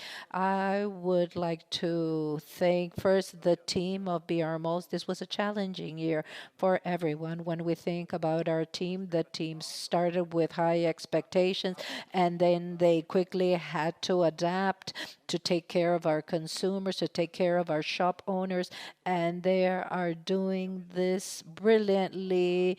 And they continued working with the transformation of the business model of our team, of our value proposition for shop owners and consumers. So the balance between short and long term is difficult, but our team was able to do things fantastically. And I would like to thank you and thank the shareholders and investors for your resilience and your trust throughout this year. Thank you very much, and we continue at your disposal for any contacts.